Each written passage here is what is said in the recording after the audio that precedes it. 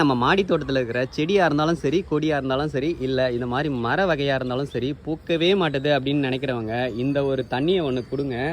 அது கொடுத்ததுக்கு அப்புறம் நிறைய பூ வச்சு நிறைய காய் காய்க்குங்க. இது என்ன தண்ணின்னு பாருங்கள்.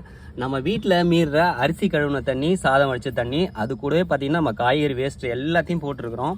இதில் பழங்களும் இதில் நிறைய போட்டிருக்கோம். இது எல்லாத்தையும் ஒரே டப்பாவில் போட்டு நல்லா தண்ணி ஊற்றி அது மூடி வச்சிட்டிங்கன்னா நல்லா புளிச்சிருங்க. ஒரு 2 நாளில் பார்த்தீங்கன்னா புளிச்சிடுச்சுன்னா இந்த தண்ணியை எடுத்து நம்ம ஊற்றும் போது இதில் வந்து நிறைய தலைச்சத்து, மணிச்சத்து, சாம்பல் சத்து எல்லாமே இருக்குங்க.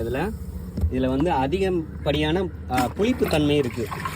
அதாவது அமிலத்தன்மை இருக்கும்போது இந்த தண்ணியை நம்ம ஊற்றும் போது நிறைய பூ பூக்கும், நிறைய காய் காய்க்கும்.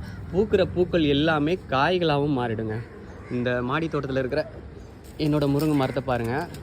இதில் ஏகப்பட்ட காய் காய்க்குது, 100கணக்கான காய் காய்க்குதுங்க. இதுதாங்க இந்த புளிச்ச தண்ணி தான் கொடுக்குறேன். எவ்வளோ காய் காய்க்குது பாருங்கள். நல்லா பெருசாகவும் வரும்.